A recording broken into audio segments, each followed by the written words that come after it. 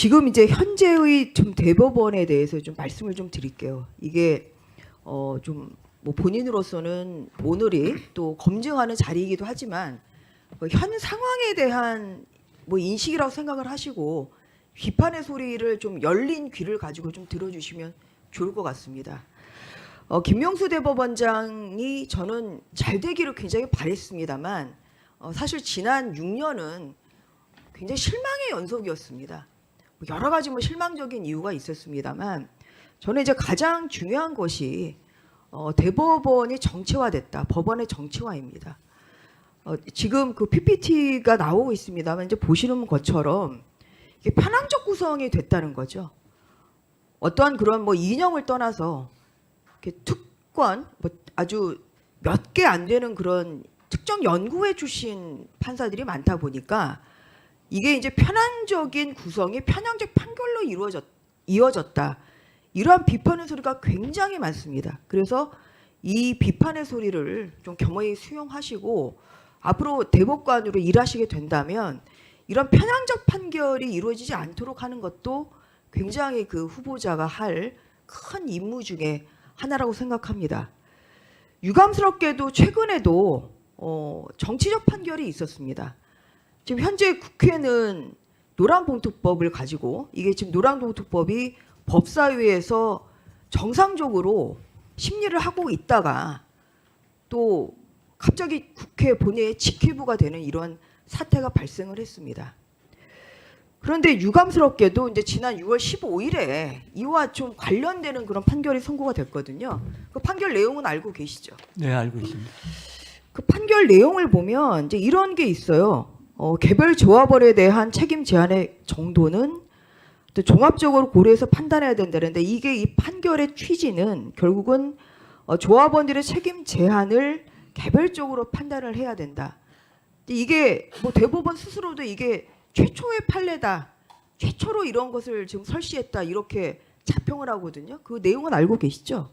네, 지금 그 민법에서는 공동 불법 행위자의 책임은 연대 책임 아닙니까? 네, 원칙이 연대 네, 책임이고. 부진정 연대 책임. 예. 네. 그리고 예외적으로 지금 뭐 개별적으로 책임 제한을 할 수 있는데 이 판례는 이 판결은 이 노조의 불법 행위에 대해서도 지금 개별적으로 판단해야 된다. 이러한 최초의 판결입니다. 그러니까 노조의 불법 행위에 대해서 예외를 그 인정하는 것을 지금 최초로 설시한 이런 판결로 볼 수가 있는데요. 지금 이게 바로 노란봉투법에 멍석을 깔아준 지금 정치적 판결이다. 지금 이런 비판의 소리가 나오고 있는 겁니다. 지금 본회의에 직회부되고 있는 이 노란봉투법의 개정안 3조를 보면 불법 쟁의행위에 대해서 가담자별로 가담 정도에 따라 손해배상 책임을 해야 된다. 개별적으로 해야 된다. 지금 이 내용이에요. 그래서 이 위에 있는 노란봉투 이 최근에 대법원 판결과 이 밑에 있는 이 노란봉투법의 내용이 다르지 않습니다. 같은 방향이에요. 개별적으로 판단해야 된다는 점에서 같은 판결입니다. 그래서 이러한 점에서 대법원이 굉장히 정치적 판결을 했다 이런 비판의 소리가 있습니다. 이것은 저는 겸허히 받아들이셔야 된다고 생각합니다. 또한 유감스러운 건 뭐냐면 이게 오비 일합격이겠지만 이 주심 대법관이 바로 우리법연구회 출신인 노정희 대법관입니다. 그래서 아까 제가 편향적 구성이 바로 편향적 판결로 이어진다. 지금 이런 지적의 말씀을 드리는 겁니다. 그리고 이 소부에는 이은구 대법관, 우리법연구회 출신의 이은구 대법관도 있어요. 그래서 이렇게 우리법연구회라는 이러한 특정 연구회 출신의 대법관들이 결국은 이러한 판결을 만들어내고 또 이것이 지금 국회에서 굉장히 이건 시끄럽습니다. 이 노란봉투법이 지금 뭐 7월에 또 직회부가 됐기 때문에 7월에 뭐 본회의에 상정이 될지는 두고 봐야 되겠습니다만 지금 이렇게 이 법에 지금 이 내용에 대해서 여야 간에 치열한 이런 논쟁이 벌어지고는 이런 상황에서 대법원이 한쪽 편을 들어줬다는 비판을 피할 수가 없습니다. 이런 면에서 앞으로 대법관으로서는 이러한 균형 잡힌 시각을 가진 이러한 자세를 가지고 충실히 역할을 좀 하셔야 된다. 이런 저는 당부의 말씀을 드리고 싶습니다. 여기에 대해서 하실 말씀 있으실까요?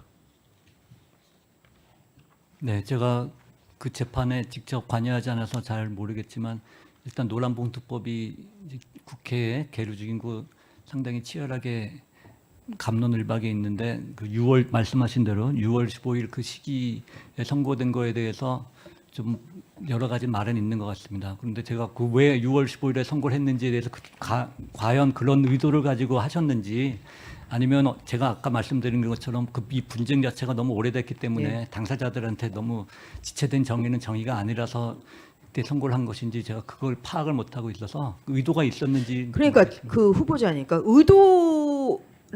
의도는 알 수는 없죠. 그 속마음을 어떻게 들여다보겠습니까? 그런데 이런 시기에 하는 것 자체가 굉장히 뭐 오비 일합격이라니까요.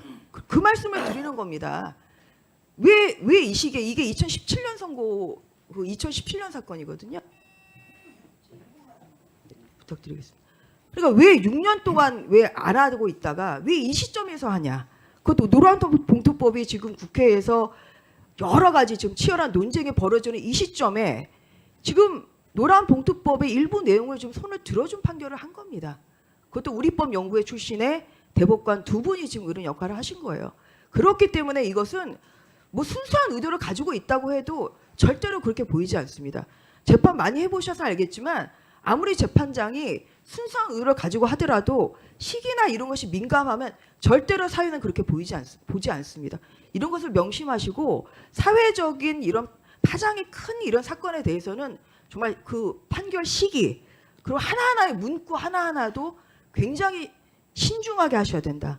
이러한 당부의 말씀을 드리는 것으로 마무리하겠습니다. 이상입니다. 네. 예.